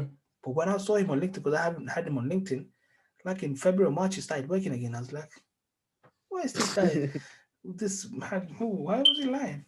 In reality, it was something else, man. But yeah. Did you ask him for did you message him and stuff though? Julian, I would message him, but it wasn't really too helpful because obviously now, hindsight, he was going through something, man. Yeah, no. I'll ask Chris because I already had the connection with Chris. I'll be like, how do I find this thing on Thingy? He will tell me, like, I don't know, look here, look there. And then one day I was stuck, I shut down a website. You know, they told me do a certificate. They changed the certificate on a server. I went there, wallahi. This is a website that a client was using, but it was on our server somehow. Yeah. So I'm like, what am I doing here, bro? It was like an art website. So they said, no problem. I said, there's going to be a downtime. You do know that. They said, no problem. Just change the finger on it. I did something. Udemy. Bam. Allah. I was like, oh, the guy could learn it. Actually, one fear I have is breaking things. Oh my. Nigga, I'm fearless when it comes to breaking stuff, man. I took a copy, alhamdulillah, I took a copy of the files that I changed and whatever I changed. So I went bang, turned off. I messaged Chris saying, Chris, what am I fixing this? That's the day I got posted Ninkas. He said, brother, I don't know. Do this, do that. I said, I Googled all of this already, man. There's nothing like sorry, my bad. I muted myself by mistake.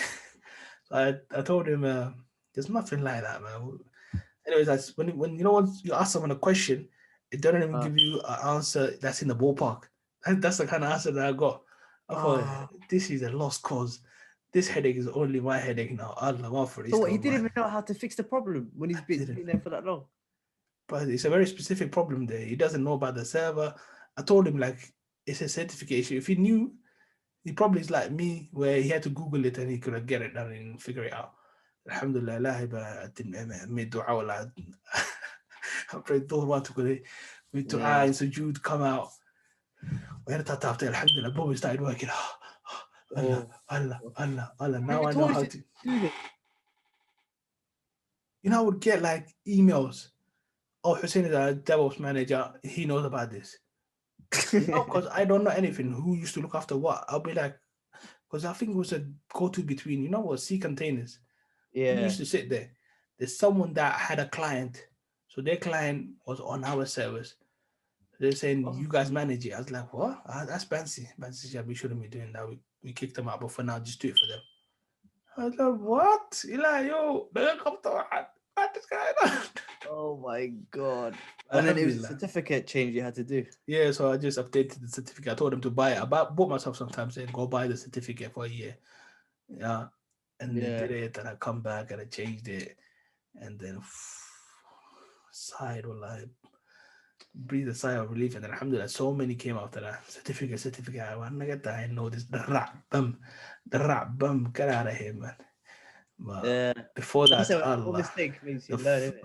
first time you do something, I've done that many times. You know, hog off. How many times I shut the hog off www.com when I was updating the website? You Damn, shut it Allah. down bedtimes. You have to put your disclaimer in. I say there's going to be downtime between this time and that time. But do You you know not put a that. change control request in? Okay, change control, man. I'm a rago man. But for hog off, I did. The first time I did it here because I know exactly what I did. If it Mm. breaks, I revert that change. It Yeah, comes roll back cut up. plan, isn't it? And I said, David, read my little contact in David. I said, David, brother, we need David to will like the contact. best guy, man. Yeah, we need to touch base. I tried with everyone. I started with Steven first. Yeah. He gave me a cold shoulder. I said, Labas, Andrew Bararai. Nothing from there. Roland Magalgale, nothing from there. David bought something. I was like, cool, I could go to Chile. Oh, yeah, tell me about your day. How is Scotland? How is this? Yeah, contact couture, innit? I was like, no problem, inshallah. So next time, I'm going to ask you something specific. You're going to be my boy. And I used to go to him for a lot of stuff. And he would start doing stuff for me. He used to Yeah, help me a lot with a lot of I know. issues. Generally, when you go into an organization, you have to figure out certain things like go into HR, poke a few people and see who can do stuff for you in HR. Go to finance, Yeah. poke a few people who can do stuff for you in finance. Go to But I IT, find that poke a hard few work. things and get who can do stuff for you in IT. These Exactly. are like muhim stuff. So every Mahim. organization I go to, I Yeah. poke. But I find it hard when you work from home and trying to develop those And now you relationships. can't do that. Hard. Now, I don't I know can't do it. anything about this. Yeah. Now I don't know anything about this. So forget that. But when I'm in the office, I'm making that relationship there, man. So Yeah. Yeah. alhamdulillah, when I need to bypass something and I need something done quickly, I just go to my contact in that place and say, bro, I'm in a pickle. Can you help me with this, and this? That Mm. will just give me quick information about this. Like a lot of the questions around, how after www.com, where's the DNS hosted, what points to where? Ask Steven. Steven's like, I don't know. Speak to Mm. David. I'm like, wow, nigga, no faida in it, man. I'm not telling you. You know how I felt, bro, innit? Remember that time we were trying to come up with something silly upstairs? That was so funny. That was. I was like, what is going on here, man? What did he say? I kind I of forget there was a strange situation. It was sarcastic. like, Yeah. it's about cash and this and that. I said, bro, no, man, just change the TTLs I'm, or something like that. yeah. I think the DNS servers, and he's like, no. What made you come to that conclusion? Because it says it there. He said, oh, could be. No, it is. Yeah, because I remember he was telling me something that I was there and he's And trying to he's say, looking at him like, what are you talking about? No, definitely you can do it. And when someone tells you the sun is not outside, I can see the sun is there, bro. What are you talking about? Yeah.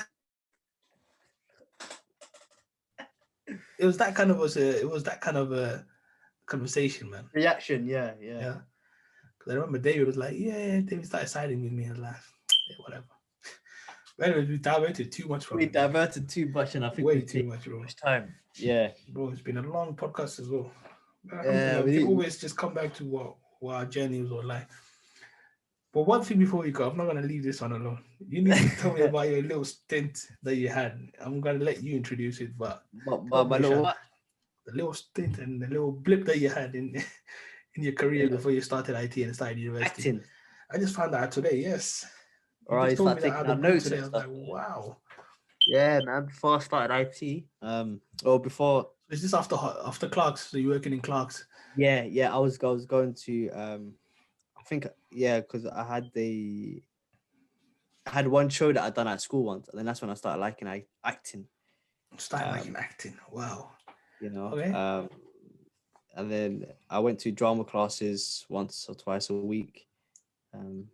Started learning all of this like techniques of how to make it realistic and how to basically how not to act, just be realistic in whatever. And I started really liking that. And then I got signed, got a lot of auditions, and I started going into like feature films, TV shows.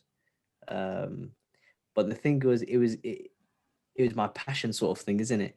And as I was getting auditions, I could see there's a lot of haram going into it, isn't it? So every time I would go to an audition, they'll be like, oh yeah, the first couple of auditions is fine because you have to be in a commercial or feature film where you're just a normal character.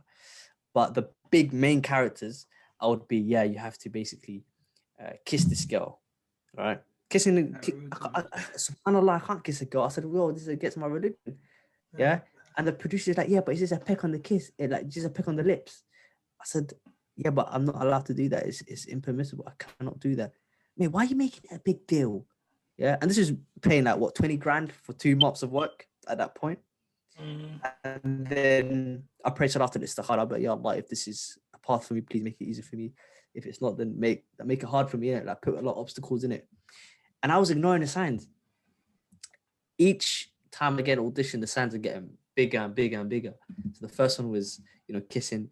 The second one was I had to sleep with a girl. The third one was I had to go butt naked, and then basically be with a girl. Fourth one was I had to be a batty boy. Wow. So it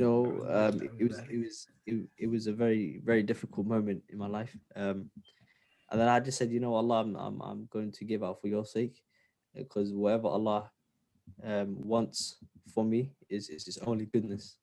And whatever you give up for the sake of Allah subhanahu wa ta'ala is will basically he will replace you with something that's more better, And wallahi, it has. I got closer to the deen, I got closer to brothers, I got into a good career. Alhamdulillah for everything. So it was very difficult because I know people that I trained myself are in Hollywood now. I could have been in Hollywood, but alhamdulillah, I'm happy for everything. And yeah, man, it's just wallahi, it's so easy for you to get lost in those industries. There's so far you can go because you would have to do haram to get to where you need to do. You have to start kissing girls. You have to, like, for example, in Hollywood, you might have to go wear a dress, because even for black actors, they would need to. Every black actor who went to Hollywood, they had to wear some form of a dress.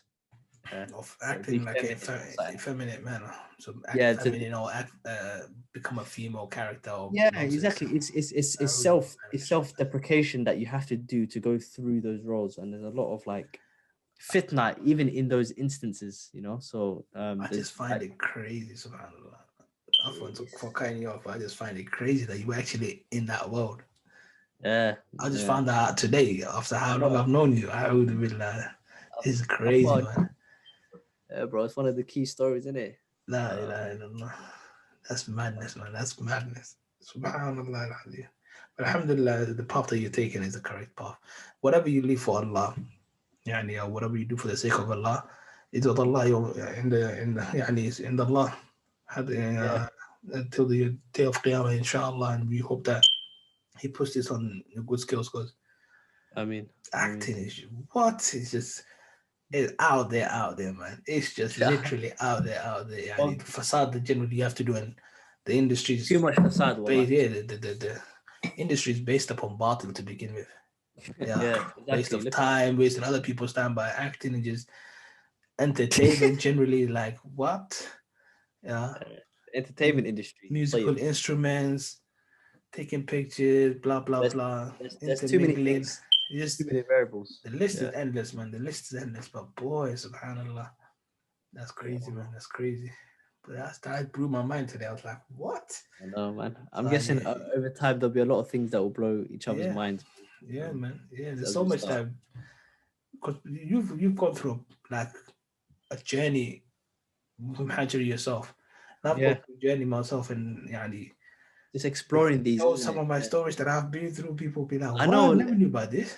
even something that you told me today, which is very shocking as well. That's found out, I didn't even know. But you can tell them if you want. What's that? When you was your first job. Oh, the cleaner. That's not even shocking, bro. That's not even shocking. I come into the. Did you know that I grew up in India? Yeah, you told me that. Yeah. Yeah, so I grew up in India, so I come to that this was country. Shocking as well for me. Yeah, Somali in a India. lot of people. Yeah, that's what I mean. I speak fluent Hindi. I read and write Hindi. Yeah. So people find that mad. Oh, you speak it as well? Speak it fluently, akhi. That's what I mean. I didn't even know that. You don't know a lot. You don't know a lot about my past, bro. I'm telling you, like the madness that we went through in India. I come to this country in 2002. Yeah. Madness. Wow. So my first job ever was a cleaner. Yeah. Bro, we need to discuss this in depth. I think it deserves a podcast in and of itself. Yeah, no, inshallah, man, inshallah. I'm happy that we are being consistent with this, which is good. We're gonna be getting even a lot more people in as well. To be honest, how many interesting people do you have in your life, man? Alhamdulillah, in the Korea now, I have plenty of people, man. Especially the ones I grew up with and stuff. I'm like, damn. Alhamdulillah, now that we've made it, we're like, yo, remember those days? Like, we'd be up to madness together, or like, because I used to play for like a Somali football team, and we would go travel to like Scandinavian countries and stuff, and we'd be through some craziness together. Like, got a lot of stories in it. Oh, man's on the straight and narrow, alhamdulillah. Married with kids and stuff. People are like, whoa, okay, is that you? Yeah, mashallah. The Alhamdulillah, may Allah keep us firm, man. The end goal is to die upon Tawheed, man. Yeah. So may Allah forgive us of our past wrongdoings, bro. Yeah, actor, Allah Musta'an. I can't believe that, man. Yeah, mashallah. Yeah, I think we've done. Today's been a long one, man. What time is it now? It's like nearly half 12. So mashallah, we've been at it, man. Yeah, we're doing it for the people. Yeah, so hopefully this is a point of benefit for the people, and inshallah, if people can let us know what kind of topics we should discuss and what kind of things that they find more beneficial, then alhamdulillah would aid us in providing stuff which is more tailored for people's needs, more than us just waffling. Yeah. Alhamdulillah, you can talk about, inshallah, my specific journey into DevOps and what. Before we go, what is your future plans, inshallah? Now that you're system, what are you again? Sorry, Microsoft specialist, right? Yeah, Microsoft specialist. Yeah, I'm just I have the whatever the future holds. What does a Microsoft specialist do? What do you do? Everything to M365 services like Microsoft Teams, mobile device management, Exchange Online, Windows servers, hybrid AD joins. You know, there's a lot to it. Even dabbling into Azure, but my future plans, whatever the future holds. So right now I'm creating a blog surrounding a lot of topics. So I'm working on that, and also learning AWS on the side. So just so that I can you can plug your blog in so people can go to it, inshallah. Yeah, dtrain.com. Check it out, inshallah. That'll be good, man. So that's my future plans. A lot to learn from Hussein DevOps stuff. So very important stuff, man. Hopefully I can start creating my own websites and use the free tier on AWS. Well, you're gonna be doing that tomorrow, man. I didn't even know that. It's nothing to it, man. Yeah, D-Train could be powered by AWS very soon. Amazing. Either what about you? What's your future plans? My future plans. Yeah. I wanna move more into, like, to be honest, I want to start looking at investing and business opportunities, because IT, alhamdulillah, it's a never-ending cycle. There's always that new technology to learn. Currently, the very recent thing that I'm doing is I'm doing Kubernetes, which I've been trying to do for a long time, but I thought I'm all in now and I'll use it at work. So I'm just going to get certified in that. My target is to hit all 13 AWS certifications, just so I'm one of the few people in the world that hold that. Yeah. And oh, wow. So not a lot of people that have 13 certifications. It's a few thousand, but alhamdulillah. I don't think there's any Somali yet, so be the first Ah, Somali. If exactly not, that. if someone else has beat me to it, I don't mind. I just trying to hit that target, yeah. And alhamdulillah, just yeah, do whatever I can for now. How many certifications do Start you have? teaching. I'm gonna start doing Udemy courses. Hopefully, I've been saying this to you Ah, for how long? inshallah. But you get it done now. Yeah. But yeah, nah, I do classroom courses anyway, so I might have to How many just certifications do you have? uh, well for AWS, AWS, yeah. I've got 5, so there's 13, so I Wow. need 8 more. Five's a Inshallah. lot, mashallah. Yeah. Alhamdulillah, it's not that difficult, man. Trust me. Once you get going, you'll be like, okay, yeah. Matter of fact, I've got an exam tomorrow for Kubernetes at this time. Ah, Yeah, in the so morning. I should be revising. No, in the morning. 11 p.m. till whenever. I think it's 3 hours or 2 hours. You find out. But yeah, inshallah 11 p.m. at tomorrow. night, yeah? Tomorrow. Yeah, Wow. most likely won't pass. I just booked it so I can because I bought the. I've been saying I'm gonna do Kubernetes from March last year. And so it's nearly been a year, man. So I thought bun this during the Black Friday sale. I bought certificates. I mean, exam vouchers. Yeah. So I was supposed to do it at the end of December, mid of December, end of December. Then I thought, what am I doing, man? I said, I'm just gonna do it. But I know I don't know. I'm doing it at the end of Jan. So I just booked it. I've done it. It's happening. Yeah. So now I know I'm not ready. I know I'm not gonna pass, but it's gotta be done, man. It's You gotta be can't done. postpone it too though. You Yeah. can't just, yeah, you have to put yourself on fire Do sometimes. or die, man. Do or die. Alhamdulillah, the good thing with the Kubernetes thing is you get free retry. So even if Yeah. I fail, alhamdulillah, at least I've seen what it's like. Oh, is that Yeah. the voucher? The voucher Yes. you get, So yeah. alhamdulillah, I can just sit a retry next time and just pass it on the second try. But I can't do this, man. I can't postpone it. This is what I did with my first AWS certification too. Yeah. The first one I ever Postponed it. did. I postponed it like by a week, and then I thought, why am I postponing it? I just went and sat it. I failed it by a few marks, but that gets a lot of the nerves out of your system. It's true. You told me Because you're that like, as well. Allah, it's difficult. What am I going to see? I said, let me just go see. If I take this as a hit, it's a loss. I'm going in there with a loss. Yeah. So when you don't pass, it's not like a big going, it's not a big shock to your system going, oh man, I didn't pass. Because I went there Mhm. as a learning, this is a learning, I would be like, why does this happen to And me? then experience. Yeah, it's a learning experience for me. So I'm just going there as a learning experience. I'm not going there to actually get certified. I went there, see the exam process, how to do it, click, what kind of questions come up, and I'm like, okay, I gauge it. And then when you see the mark and you're like, oh, I'm not that far off. Yeah, I exactly. booked one 2 weeks later, alhamdulillah, I passed, and then boom, after that, back to back, man. Mm. So I've lost some momentum, so now I'm trying to rebuild it with this Kubernetes. Yeah, I did a Terraform exam last Sunday because I was too shook that I'm gonna not be able to do the exam. So I thought let me Yeah, just get an exam experience out there because I've not yeah, done an online exam yet. So yeah. Terraform was my first offline exam that actually went well because I tried to do a Microsoft one, it Mm. flopped on me. It wouldn't launch. It was a problem. Allah, I remember headache, man. So I thought, before I do the Kubernetes, let me do one so I can actually sit an exam.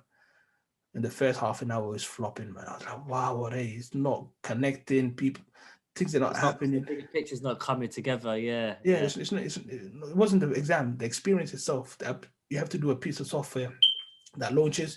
It takes a long yeah. while to connect, and then it stops connecting to their servers. It kicks you out. You have to restart the process.